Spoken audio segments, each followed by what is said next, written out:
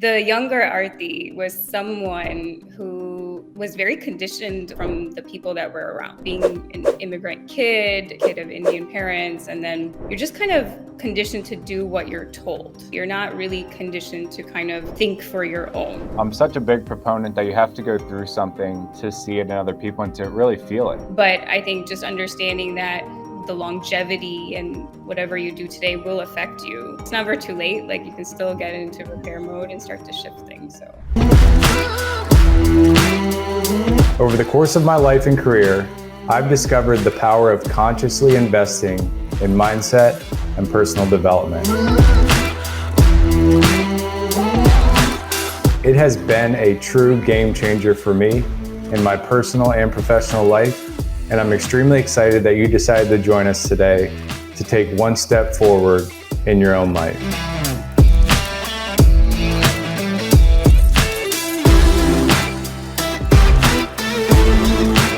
Most of my breakthroughs have come from one-on-one conversations. We created this show to bring you those unfiltered conversations each and every week.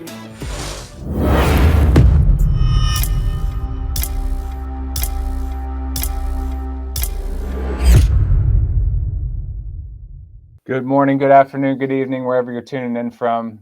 My name is Greg Tomczyk, host of the Connected Mindset Live. I'm extremely excited that you decided to join us this afternoon, this morning, this evening for an insightful conversation. It's going to be another great one. We're going to dive into a lot of topics that we've hit on, but haven't been able to get into the layers of them. If you guys listen to the show, you know I like to dive into the second, third, fourth layer of these types of topics so that we can all act on them. If it's just a concept, we can't put them into action. As most of you know, I'm in the cybersecurity business, so I'm all about being proactive before something bad happens. And this discussion is going to be no different. Technology is just the tool that we all use in our daily lives, but it isn't our entire life. We have to really focus on what's important and health, wellness.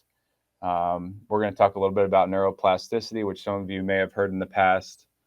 But without further ado, we have Dr. Aarti Soorya with us, and it's going to be just one of those conversations that you definitely need to take your notebook out for and take some great notes. So without further ado, Aarti, it's a pleasure to have you.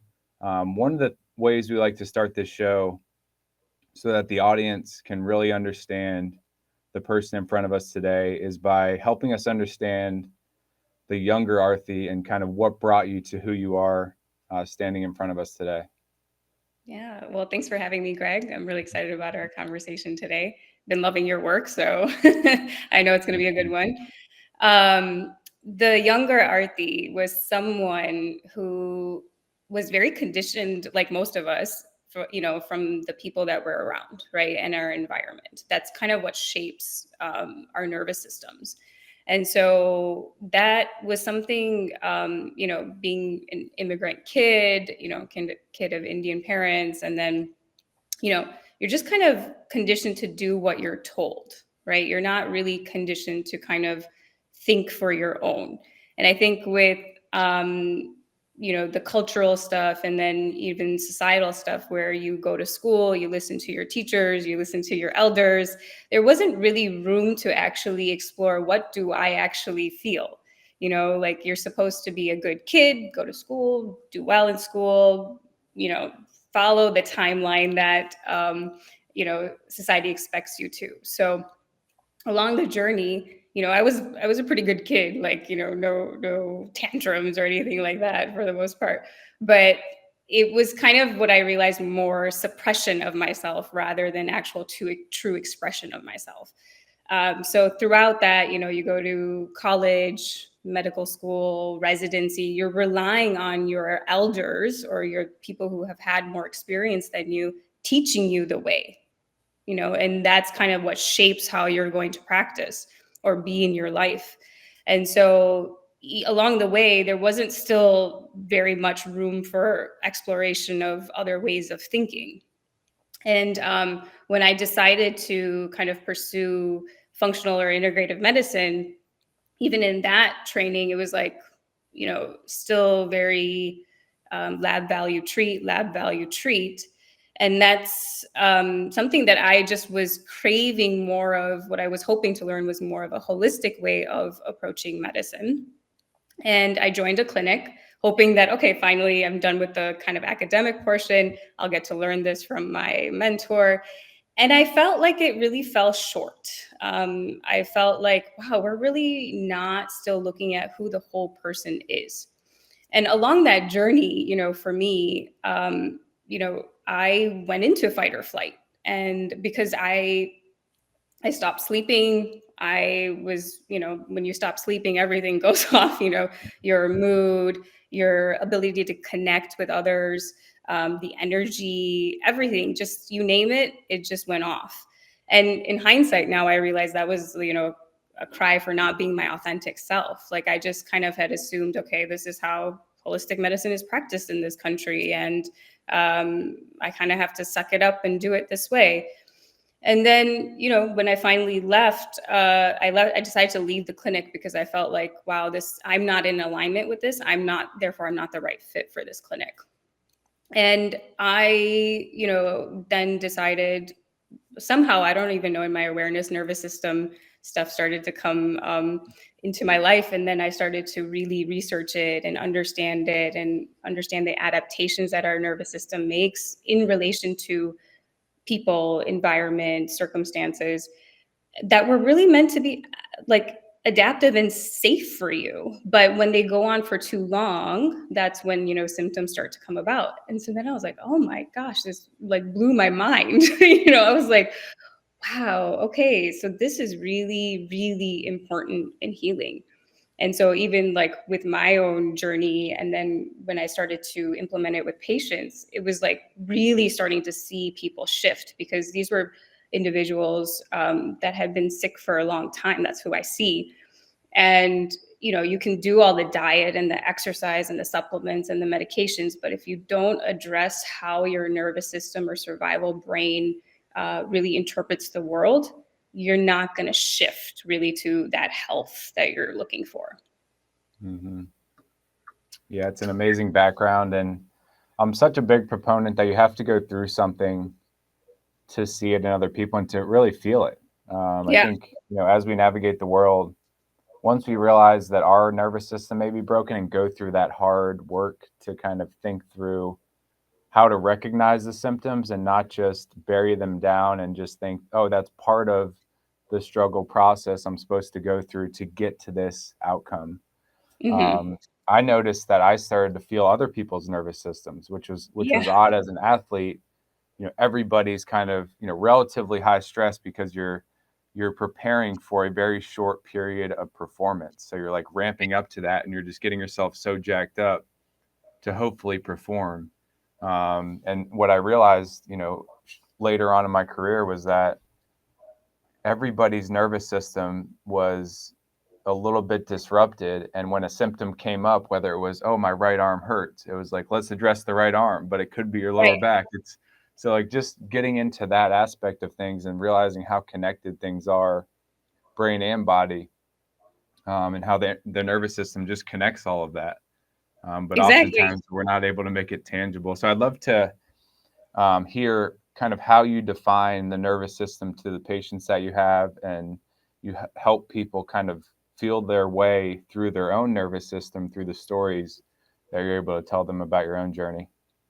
Yeah, absolutely. So, I think like it kind of comes back to conditioning, right? Like we're Mhm. conditioned to think everything is separate. So even when we learn conventional medicine, it's like your heart is here, your lungs are here, your digestive system is here. But it doesn't really make a whole lot of sense, if you think about it that way, because the nervous system, it's the brain body connection and body brain connection. So I think oftentimes people just think, oh, I have to work only here and I have to work only on my thoughts. But what connects the brain to the body is the vagus nerve. And the vagus nerve is 20% from the brain to the body, 80% from the body to the brain. So the sensations, your body is actually not just here, like your senses. Everything is, you're taking in everything from your environment. And so we're wired for safety and survival. right? So we're mammals at heart. So let's say, there's a tiger, and you go into fight or flight, right? That is the chemicals that you need to help run away from the tiger. So your blood pressure is going to go up, your heart rate is going to go up, the blood flow is going to go away from your gut so that you can have blood flow to your extremity so you can run. Meant to be adaptive and safety. Like that's what's going to save you, right? But in our modern day, we have tigers, different tigers, right? We have our finances, we have our relationships, we have work stress, we have kids stress, we have, and not stress is not bad. The thing is, stress can make us stronger, provided that we have the time to recover from it, right? And what I see is that we do not give ourselves that time, and it's not built into our daily life right now because it's so hectic that people are not repairing. And so people, what I've noticed in studying with the nervous system is that it gets simplified into fight or flight and rest and digest. There's actually more nuances to that, where there's actually shutdown. And then there's also like what's called a ventral vagal state, which is you have fight or flight, but it's contained. And this is that stress that can actually make you stronger. So what I see is that people are not really shifting into parasympathetic mode. So I try to connect that, like, whatever symptom they're having. So if they're having insomnia, for example, it's like, okay, you've done your sleep hygiene, you're making sure your blood sugar is stable, you don't have sleep apnea, like rule out the medical stuff. But then at the heart of it is kind of like your survival based instinct is on. Is it safe for you to go to bed if there's a tiger? No, right? So your body is actually doing exactly what it's supposed to do. So I think learning it from that perspective rather than my body is broken, because I always have to say your brain and body did exactly what they're supposed to do. You're not broken. And I think that's one of the things I struggle with, because our system is very like, what's wrong with the labs? What's wrong with this? What's wrong with this? What's wrong with this? And I'm like, there's nothing wrong, actually. Mm-hmm. Wow. Yeah. Well, one of my good friends and mentors is an anthropologist, and he talks a lot about it's a thick description because a lot of us want to bucket good or bad. And I think our nervous system, it's fluid. So it's not like you're broken or you're fixed, and then it's like everything is good to go. That flight or flight's always going to come back. And if you don't have the right practices, the right outlets to first understand it and have experts like yourself be able to break it down for the common person, then them start to put it into their lives in small ways. It doesn't have to happen all at once, which I think that's what some of the tools in our day to day teach us. Like, you get it all at once, right? Yeah. You get the cake, you get the platform, and you're fully immersed in it. Yeah. Which doesn't allow us to kind of slowly, creep our way into it and kind of feel our way through it.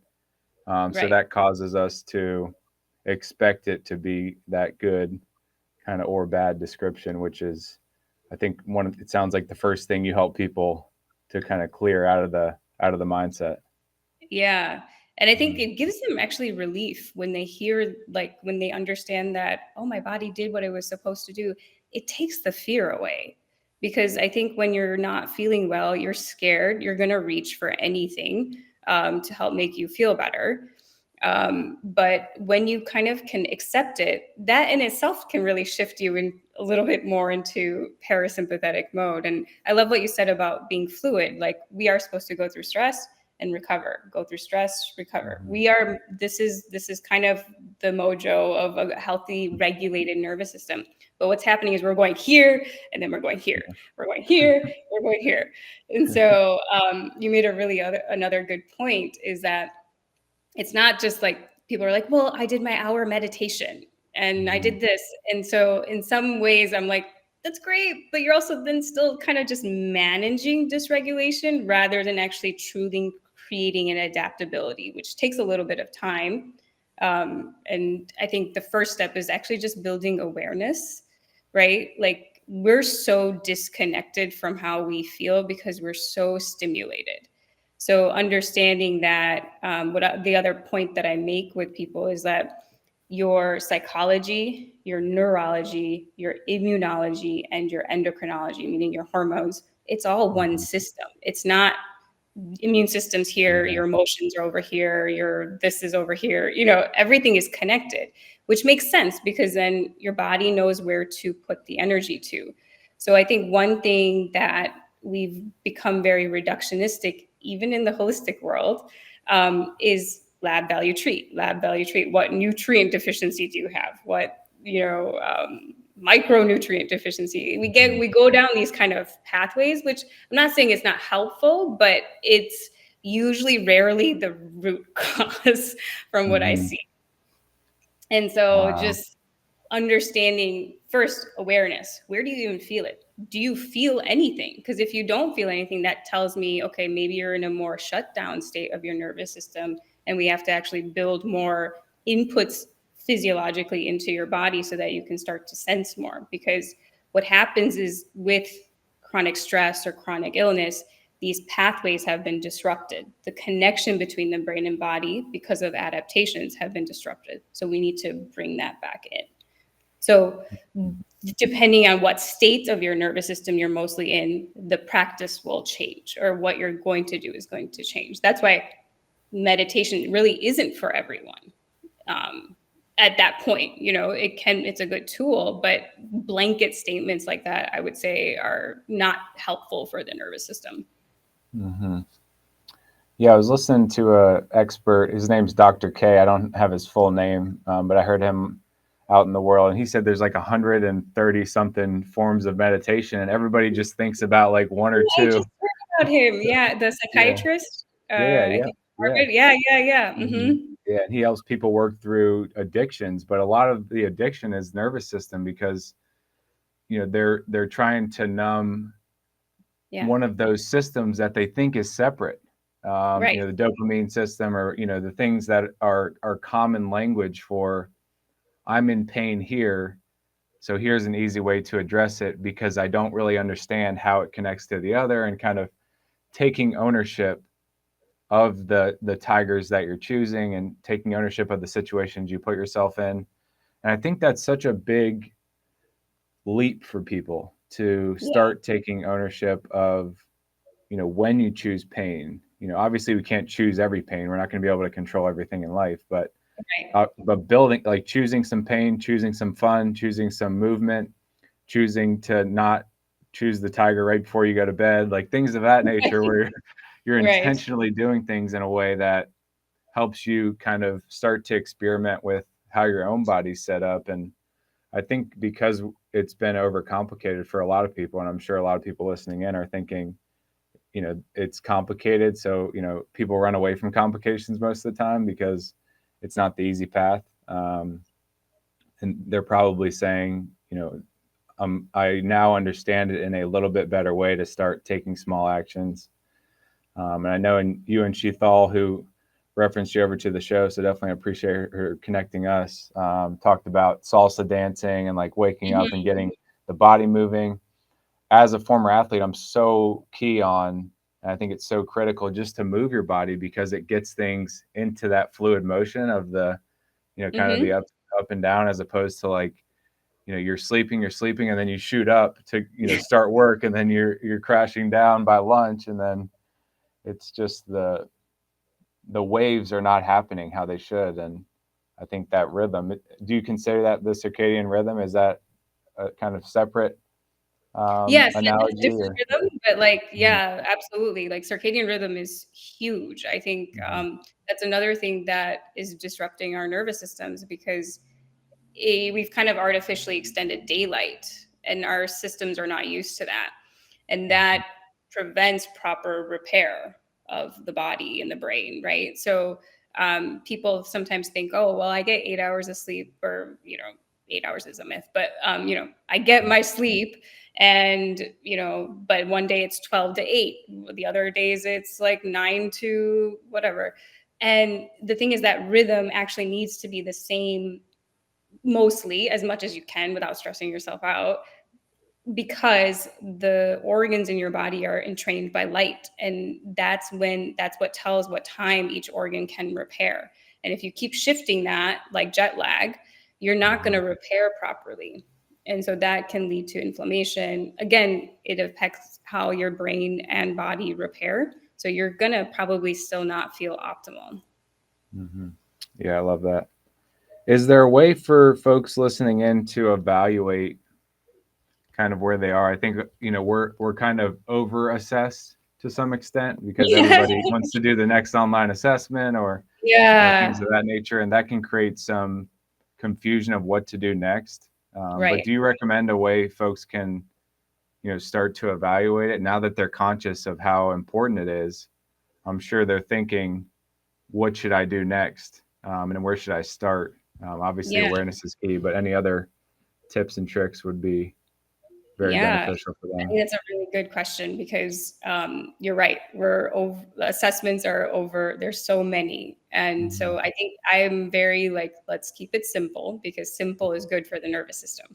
So I think it's just first understanding, the state that you're mostly in. So if you're kind of above this kind of flow, do you feel angry? Do you feel anxious? Do you feel do you have sleep issues, insomnia, digestive issues, immune system issues? Just first understanding, are you so ramped up, I can't calm down? Or are you I'm shut down, I'm flat, I'm numb, I'm depressed, I'm so fatigued?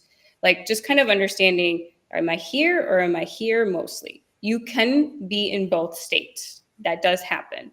But I think just first visually, just understanding what state am I mostly in, because then that can give a signal to, am I more fight or flight or am I more shut down? Then depending on where you are, the practice or whatever you're going to do to start to, one, just build awareness. Where do I feel it in my body? And then understanding there's different neurosensory exercises you can do depending on what state you're in to help start to reconnect this system.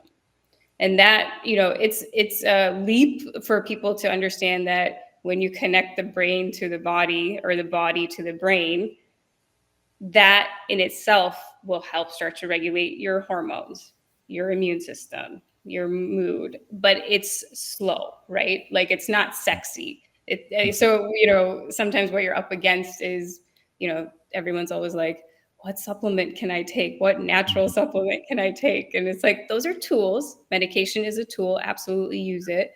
But this is really, if you really want this connection to be strong and your health to be strong, just building that awareness and start to understand what your body needs. And it's going to take trial and error, be ooh, this happened, when I did this, maybe it's not for me, or this is for me.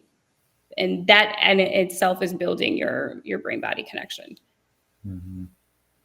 Yeah, I'm curious from your training and kind of how you look at the world today, where it is a mindset, in my opinion. Obviously it's an industry, but where it started for people to attach, here is a easy outlet, whether that's a prescription or a pill, and there's places for that, and there's illnesses that really need that. And but in other countries, traveling the world and seeing different cultures, they're still very into that natural way of doing things, go take your magnesium. It's kind of the more natural path. But I know with capitalism and things of that nature, that's helped to increase it. But do they teach you in your training or in school, this is when that transition took place from a historical standpoint, and this was the reason why we started to produce more chemical type pills instead of using, plants or things that are in our environment that have been helping for thousands of years? It's a really good question. Before it was really because when the antibiotic came out, that was life-saving. And it was most of the stuff that people were struggling with were infectious diseases. And so, the chemicals came out, very helpful. But then what happened is that, industrialization, we started to shift away from like more rhythmic nature living and more agricultural and more processed stuff. Then we shifted to that, and now you started to see the development of lifestyle related issues. But then we still use the same model of drug fix for, from an infectious disease standpoint, but now we're using drug fix for a lifestyle issue, which doesn't really make a whole lot of sense. So it was like that mindset was still there, like, oh, let me fix it with a drug. But the thing is, what people don't realize is that, your physiology is like this. Maybe it's causing high blood pressure and you take a drug, it's just suppressing it. But still, over time, it's going to come up until you actually reconnect the brain to the body. And so that's why you see people just needing higher doses of blood pressure meds or higher doses of blood sugar medications and all that, because you still haven't addressed the root cause. Yeah. How often do you see kind of the spiraling effect of once somebody starts that process? Like, there's probably a lot of good that takes place, but other things may pop up. It's kind of like the ibuprofen thing. We used to take a lot of ibuprofen and Tylenol with baseball because it was like you want to get rid of the inflammation so that you're not sore the next day. And then they're like, but it may, make your liver. It may literally destroy your stomach, your liver, and your pancreas at the same time. And it's like, well, what's the immediate priority? And for us as young players, we were like, we want to feel better tomorrow so we can perform for the fans around us. Like, and that was our top priority. But I see a lot of people get out, and it's like a slow spiral while you're kind of taking it. But once they get out and stop taking it, it's like then they start realizing they have an ulcer. Their liver, enzymes aren't producing like they're supposed to. And it's like, wow, I wish somebody would have told me. Yeah, just always think like every drug, there's going to be some reaction in the body it's going to, disrupt. So your body's always working towards homeostasis, meaning the balance, right? So I think understanding that it can do it, you just have to give it the conditions to be able to do that. And so that's why I'm really big on, repair, like making sure you're building that into your day, because that is what's going to help your longevity and not be reliant on, medications down the line. They're tools, but like you said, like you didn't have, like, as athletes, right? Also the mindset of an athlete, like you performance based, and you're going to do what it's going to do. You do what it takes to, be able to perform at the level that professional athletes, like the level is really high. But I think just understanding that, the longevity and whatever you do today will affect you, but you can still, it's never too late. Like you can still get into repair mode and start to shift things. So yeah, that's what I try to tell, fellow players and people that are going through that spiral. Like, it's not too late. You're still like, late 20s, early 30s, maybe later, maybe you're going into your 40s, but you get into that mindset of it's too late. Like, I'm already broken. Like, it's that good or bad, right? I'm already broken. Maybe I'll just, continue to live the way I've been living because it's not going to be fixed, right? Or it might be fixed a little bit, but it won't be worth it because I'm on a downward spiral. Yeah, I think that's a really good point. It's like that you can break that. You can totally, the good or bad, if you don't subscribe to that, that's great, because then you can really start to, that's the first step to shifting.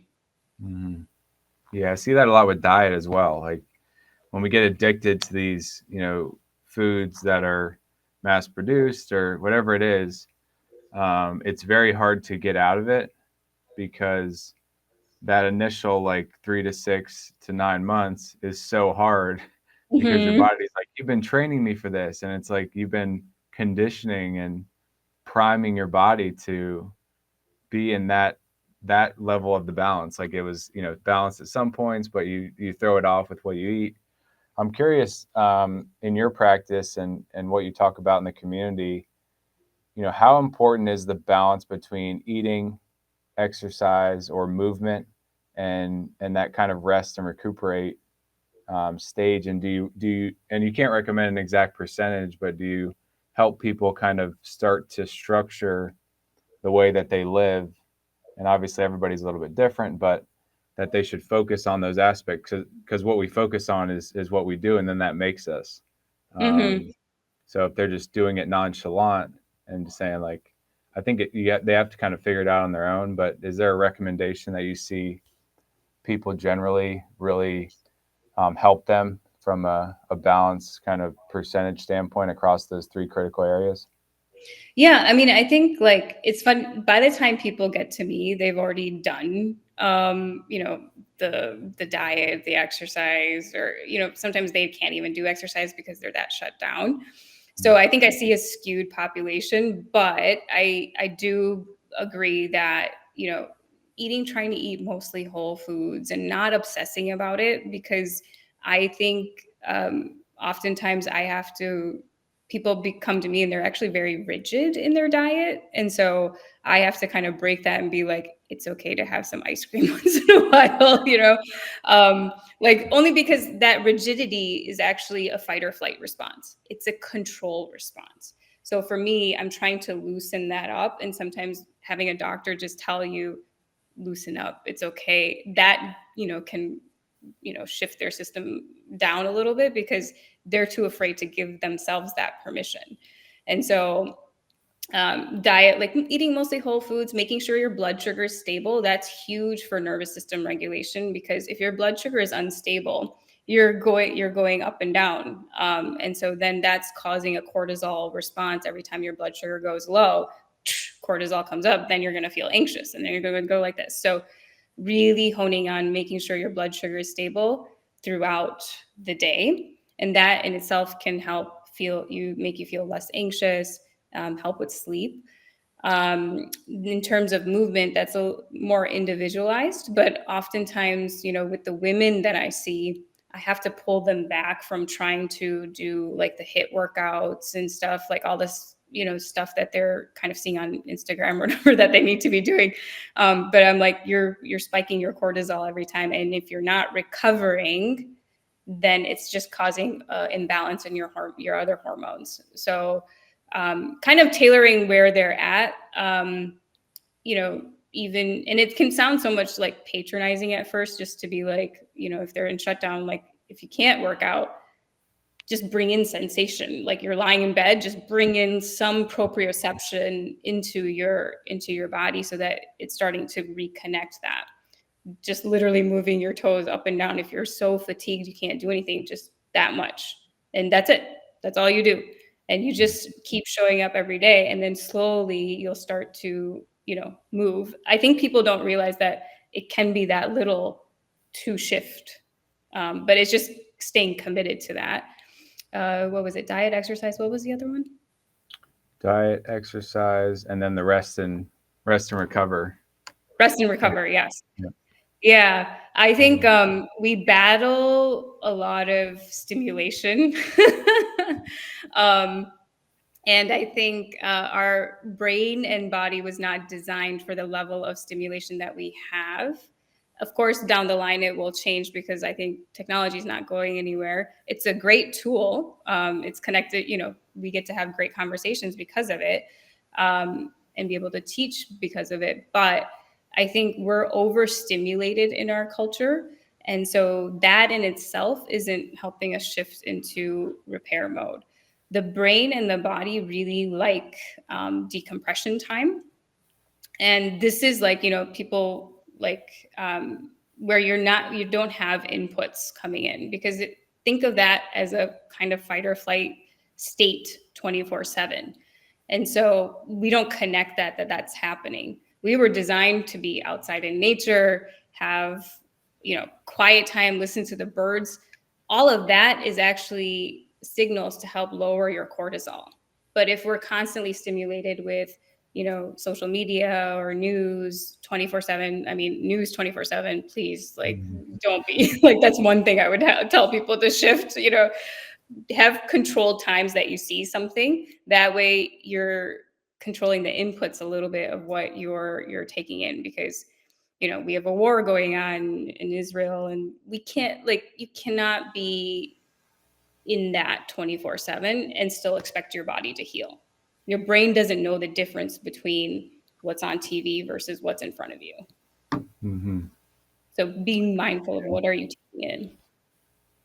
And I feel like it's so new. Like we think about it as something that's been around forever, but Yeah, you're right. Yeah. yeah, it's almost like we're still at the point where we're trying to figure it out on what to put in front of us. And until you feel it, it's very hard to contextualize. I almost think about the rest and recover as like sitting around a fire like people used to do, Yeah. hundreds, maybe thousands of years ago, and share stories to get themselves out of the fight or flight. Like they weren't hunting, they weren't, preparing things, they weren't, making sure that the fort was secure and, protected, and the kids were doing well. And, that's kind of the activity aspect and the exercise. But we don't get enough of that. Sit around the fire, share stories, which, listen to the birds. Maybe people aren't talking, so it's kind of just like we're enjoying the time together.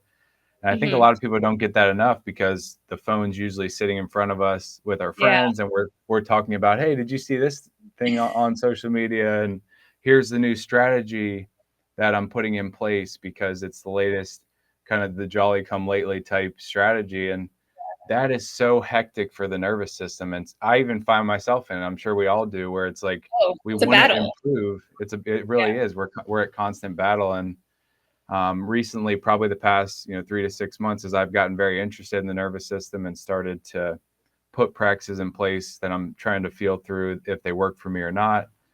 You get in that spiral of, let me just try the latest thing that's out there. And that's like constant change, which we're obviously supposed to battle change. But if it's like every day you're trying a new Yeah. modality or new practice, that's very stressful for the body. Exactly. That's a Mhm. really good point. Like, like kind of to piggyback off of like before it was like the supplements and all of that. Like, what's the new like supplement blend that I need to take? And then now, with even the nervous system stuff, that's being sensationalized. Like, do this somatic workout and Mhm. you'll release your stress. And in a way, I'm like, that's still kind of like disconnection, right? Mhm. But Yeah. I mean, to your prior point, like which is amazing, like when we used to sit around the fire or whatever, like in community, that in itself is what we, kind of engages the ventral vagal system of the nervous system, which is calming and kind of helps get you into more repair mode. It brings safety. We are wired kind of to be in tribes, and a lot of us are living very isolated now, and we don't have that community. And therefore, subconsciously, if we don't feel safe, you're not going to repair, right? You're always going to be kind of on high alert. And if you're on high alert, that's more fight or flight. You don't repair in fight or flight. So build even simple, like I say simple, but like making sure who's in your environment you feel safe with, you feel connected to, because that in itself will help get you into, repair mode. Mhm. Yeah, and it can be pretty toxic because we're in kind of a validation world, and sometimes the people that validate us aren't best for our environment because it's that balance aspect. And I think you've hit on it very precisely. And I think what I love about the work that you do is you go back to the basics, Yeah. which, I wish I always had a doctor like that. Like I tried to ask, PhDs that we had around us for baseball, like, you took my blood, you watch me every day move, you feed me the food that I eat, what else can I be doing to feel better? And a lot of times, it's sad, and I know a lot of people are getting this response, is like, lower your sugar intake and stop eating carbs, or like, it's like, and it's not even about weight. It's like, I want to Yeah. feel good every day and be consistently feeling good. What practice can I put in place? And I think a lot of those things are the basics that you're hitting on, which oftentimes people don't get that response because the doctor is, they want to be cutting edge and they want to be on the verge of things. And sometimes that's not what the patient wants to hear. Is, maybe you just need to lay down and, like, tense up your body and then release it and breathe. It's like, it sounds so Right, simple, but right, it's so right. impactful. Yeah, and, like, what I love about that is that you get to harness your body's own physiology and pharmacology, and so we make all of these, neurotransmitters and all of the stuff that impacts our state, And I think, it's because our lives, I think, have become so busy that we do want the quick fix. But like you said, it's really in the basics, Mm-hmm. which For the isn't folks that are, go ahead. sexy to people, but It's so important, and it may sound in your world that there are people around you that are doing the same thing, but it's so rare, because even as I've started to see more of like a local holistic medicine doctor who is the first one in a big metropolitan area, like it's yeah, not commonplace, and I didn't really get that through baseball, but I always kind of sought it out to ask people, what are you thinking about? How can I, improve and get better, but not follow the latest thing that has the 3-year side effect that nobody knows about yet. And just kind of getting back to the basics is just so important. And I'm curious, what you recommend for people who are getting that response of, stop eating sugars and lower your carbs. It's like, that's so like point system. It's like your levels are good, your cholesterol is a little bit raised, and just do these 2 things and it'll repair your whole life. And it's not very integrative. So yeah. How I like to see it is, your lab work, so your biology, is always going to reflect what the nervous system is sensing. If you're doing, diet and exercise, all of that is right.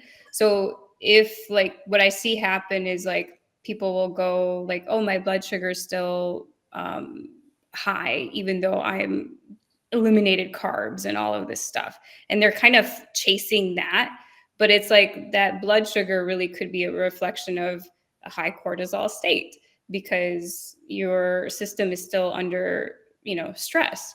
And so cholesterol also will increase in a high cortisol state as well. So looking at it more from a holistic point of view, that don't just look at your labs like, oh, cholesterol is high, blood sugar is low, high, and I need to do more restriction in my diet, or I need to change something more in my diet. Because I found that the more rigid people got with their diet, they were missing the big picture, that it was actually a reflection of something bigger happening in their life. You know, whether it be like a divorce, or a stressful work situation, or something happening with the kids. There's always something usually deeper, is what I found. yeah, And looking at it from that lens, yeah. mm-hmm. Yeah, the root cause aspect, which you mentioned it earlier. We're trying to solve symptoms, and I've had phases like that where I know I was stressed and I know my body was telling me things, but until I got the doctor to say like, hey, you have an overgrowth of yeast in your stomach, like what's going on in your Yes, life, and until he's able to yes, ask me that question, I'm like, yeah, I've been going through the most stressful time of my life, but I didn't know that's how it was impacting my body. And that's when it really, things start to connect in your mind from a mindset standpoint of like, oh, well, maybe if I get rid of this one stressor, that will help alleviate one yeah, of these symptoms that are part of the root cause, which is this stress. So right, kind of, it's almost like reverse engineering, as we talk about in the technology world, and thinking about it right. that way, as opposed to thinking about it like you have to engineer your life in a way. It's kind of that balance, sometimes solving a problem. Totally. And I think for most of us, like, for a while, it might be you need to take something off your plate while you become more resilient, and then you'll be able to handle more. So the goal is not really to avoid stress, but temporarily, sometimes you do need to take stuff off of your plate so that you can shift, and then, connect, do what you need to do and understand yourself. That's where I think, like, your physiology, when you're true to yourself authentically, that's when it's going to hum, right? So honest, like, when you have a symptom, if you can start to see, where am I off with myself or in my environment, who am I with, who am I not with, work, whatever, then you can kind of, it sets you up for a better life, I feel like, if you're listening and you're tuned in. Mm-hmm. Yeah, I'm curious how you define physiology, because we're going through a phase now, which is, it's a hot button issue, but it's talked about so much of the mental health crisis and the psychological crisis that we're going through. And you mentioned earlier that 20% of the brain to the body, and then it's that 80% from the body to the brain. and how important your physiology is to really help to solve, or at least lower the likelihood of the mental health crisis that we're going through, and it's only going to continue to increase as technology gets more and more, because it's addictive, and I think it takes us away from our physiology. So I'm curious kind of how you define physiology to the common person who may still not really understand what psychology is and how they use it in their daily lives. Yeah. So how I kind of look at physiology is like all the hormones and the neurotransmitters, how they're communicating and everything. And that is a reflection of what your system senses. So when we talk about mental health, it's like, okay, fight or flight, like reflection of fight or flight can be feeling anxious, like high anxiety, maybe even like manic, right? And then severely depressed is going to be more of a shutdown state of the nervous system. So your physiology in a high fight or flight state, you're going to have high cortisol, epinephrine, norepinephrine, like all the chemicals that are going to make you feel ramped up, right? On a low physiology state, you're going to have kind of lower neurotransmitter levels where you've kind of been through that stressor for a long time, and then your body shuts you down to conserve energy. So all of like your neurotransmitters, hormones, all of that is going to be more depleted, more kind of a depleted state. So it's all going to be a reflection of that. So when in the mental health world, and therapy is great, but it's very cognitive, right? And in a way, if 20% of the brain body connection is from the brain to the body and 80% is from the body to the brain, oftentimes to bring in more regulation into the system, using the body as a method to help regulate that autonomic nervous system is kind of more of an effective way. And then doing mindset or therapy work can then take off, because what happens is if someone is going through a struggle, they're shut down and all of that, and they're talking about this still, you're kind of re-ingraining those pathways still, right? It's like, okay, I talked about it, I feel better, but my physiology hasn't shifted yet. And so let's take someone who's depressed. First, you might actually need to actually just bring in, like I said, like more proprioceptive input into the body, more movement, gentle movement, so that the body knows it's safe. And then once you start to bring in more regulation into the nervous system, then going and doing talk therapy can be very, very helpful. But, sometimes we'll see people, they're like, I've been in therapy for 20 years, I haven't gotten anywhere. It's because the nervous system still hasn't been addressed. Yeah, that's very important for people to understand. It's just thought of as, like you said earlier, the systems are all separate things that obviously work together. I the therapist that I have, that I've been seeing for a year or so now, he's big on me exercising before I go in, because I love the back and forth, because I'm a very cerebral person, but Yes, I've same, trained my same. body as an athlete, and Yeah, it's amazing. If I have a busier morning and then I can't get exercise in right before I go see him, he can tell and feel based off of the questions I'm asking, or like how I'm responding. And when I exercise before, it's just a completely different dynamic. And I'm yes, glad that he encourages that more movement than thinking. It's kind of like you're going to be thinking when you're moving, yes, but kind of getting your body. He calls it like clearing the body, but for me, it's like I run my thoughts out, I guess you could say. And yeah, he's so big on that. But I know, therapists I've seen in the past, through baseball, they would give us like sports psychologists.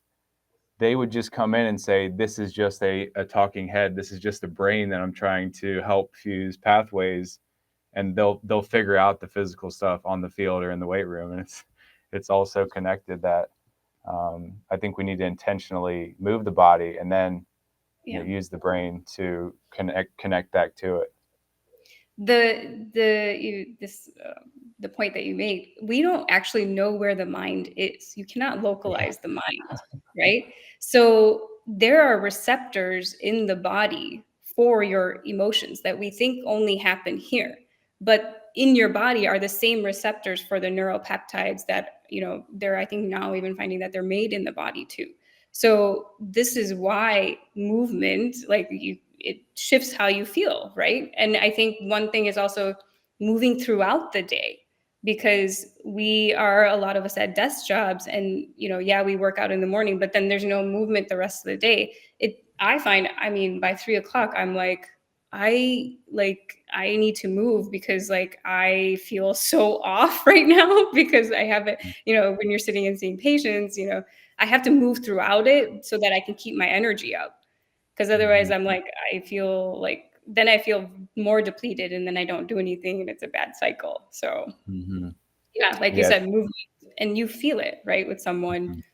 And I think like the more awareness everyone individually can build, then the more actually compassion you can build for someone else. Because if you understand your nervous system, you can kind of start to tell where someone else is at too. And then understand it's like, okay, this is probably where they're at, and then you can kind of approach it in a different way rather than being reactive.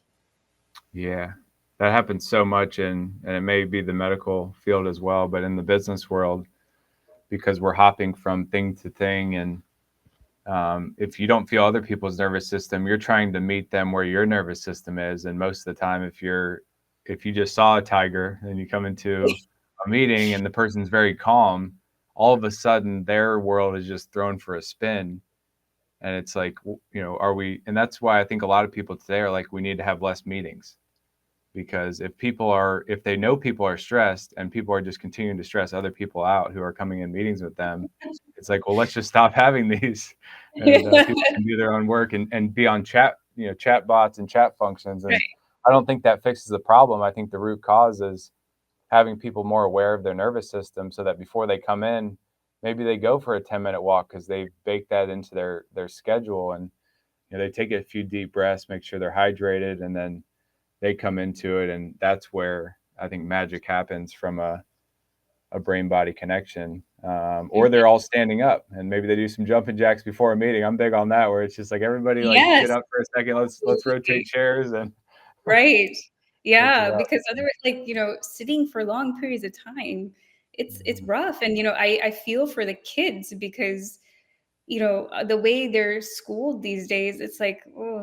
like they're made to sit in chairs for so long, and but they should be moving and being outside in nature, and then that's affecting how their brain development is happening. And so it's kind of like a feed forward cycle until, like, parents are more regulated and they know what the kids need, so then they can adjust what they can do outside of school. So Mhm. then, they develop kids that are more regulated. So it's not just like this feed forward cycle that we're having with dysregulated nervous systems. Yeah, definitely starts there. It's foundational. Hmm. I see that in the European Union, as kids walk to school. Their parents aren't watching them walk to school. They walk home for lunch, and then they walk Yeah. home. Maybe their parents pick them up, and but I think that's a safety thing. It's a trust in your community, and I think a lot of people have, they feel at threat because of the things going on in our world, where And people it's, are shooting yeah, up schools, and there's a lot of understandable. negativity, and it Right. makes them take the kid from their bed to the house, to feed them. Then they're in a car, then they walk Yeah. outside for like 5 seconds, and then they're in a building all day, and maybe they get Yeah. some PE, and then they do it all. It's kind of that reverse coming back, and it's no one's fault, but I think it's got to take intentionality from the individual standpoint. Obviously, you don't want to put your kids at threat or in danger. Like, No, I have kids, so yeah. I know that, but trying to intentionally put them in a community that maybe is close enough that they can walk and get that exercise before they come home for lunch. That doesn't happen traditionally in the United States, but it's almost encouraged in the European region, because it seems like they know the value of getting these kids exercise, because when they come into the classroom, like I mentioned with the therapy aspect, they're much more Yeah. focused and engaged, and they're more receptive to hard problem solving, Yeah. which is what I think we're all doing in daily life, and we can't do it if I look at it like we're almost clogged.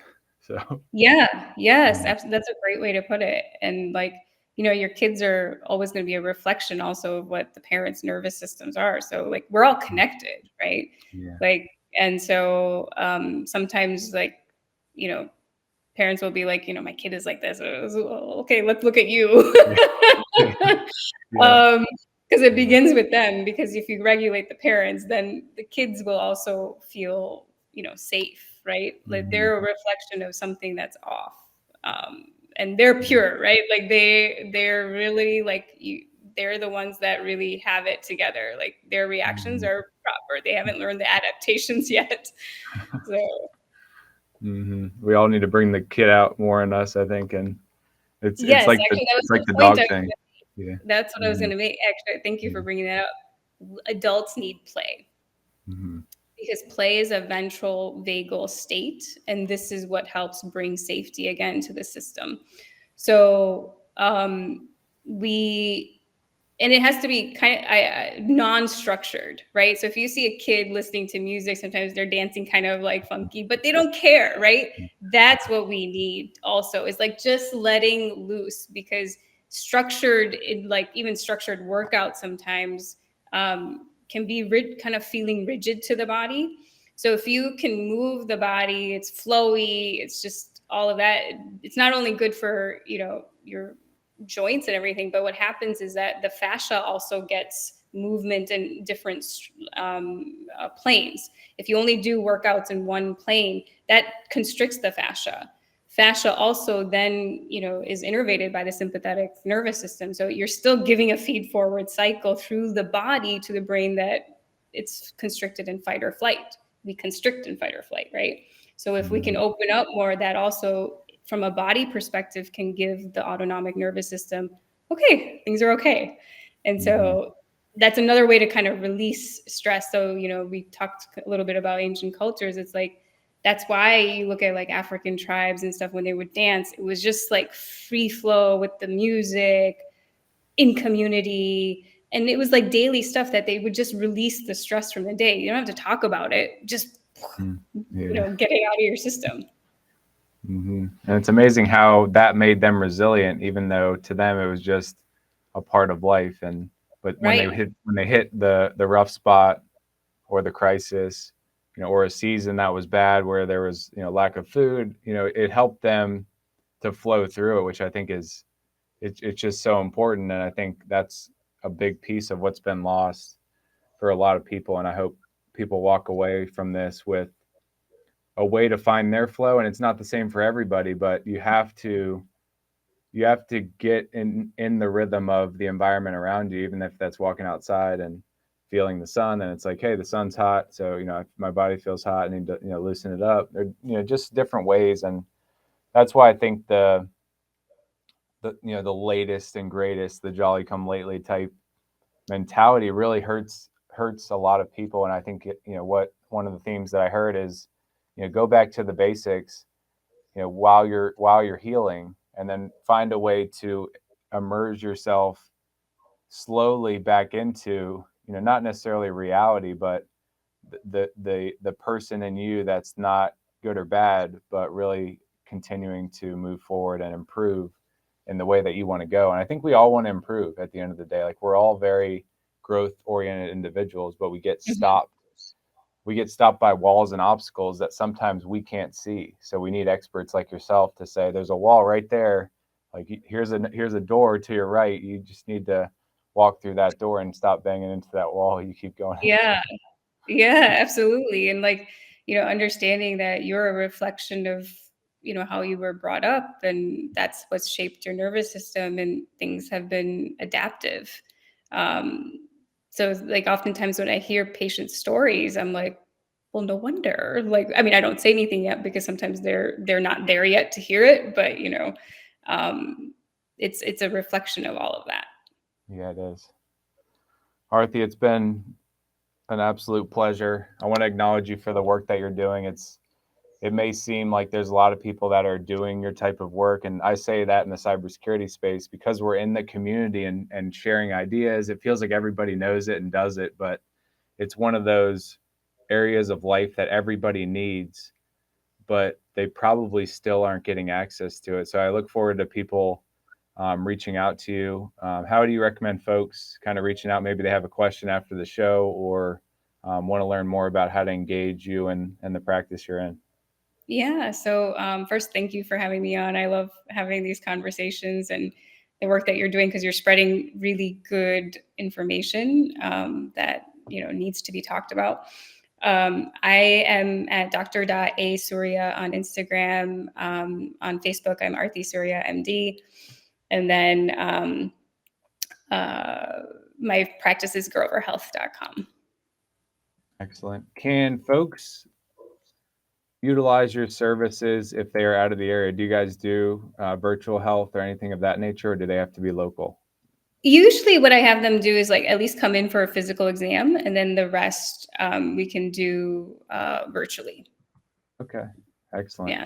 But I think hopefully down the line there'll be other options. So yeah, absolutely. I'm going to put your Instagram. I know a lot of people have Instagram, and I've followed your work on there, and it's incredible what you post with partners that you have and things of that nature on sleep and really just strategies for people to put in place. And going back to the basics, which I think was so refreshing when I initially dove into your work, that if we overcomplicate things, it really stresses us out instead of improves us. So definitely recommend everybody goes back to the basics. Aarti, one of the questions we like to conclude the show with, because we could go on all day with this topic, and you have a great mind to be able to just help people break through a lot of the clouds that they're trying to navigate today, is what does connection mean to you today and kind of where you're headed going forward? That's a good question. Connection to me now, like individually, is being authentic to myself and really understanding what is in my body, what do I feel is nourishing for me versus depleting. That can be food, that can be people, that can be circumstances, environments. So I'm more particular about that now. Mhm. And then connection to me in relation to others is like, again, who do I feel safe around and comfortable and can be, completely myself. Before it was like you would be friends with everyone, the college mentality, like all of that. Mhm. But now I'm just much more particular about who is in my uh, immediate environment and who's nourishing. So Yeah, where do I feel good? I love that. Yeah, that's Yeah. a critical point. And thanks so much for joining us, and definitely looking forward to continuing the conversation, having you on in the future. Yeah, thank you for having me.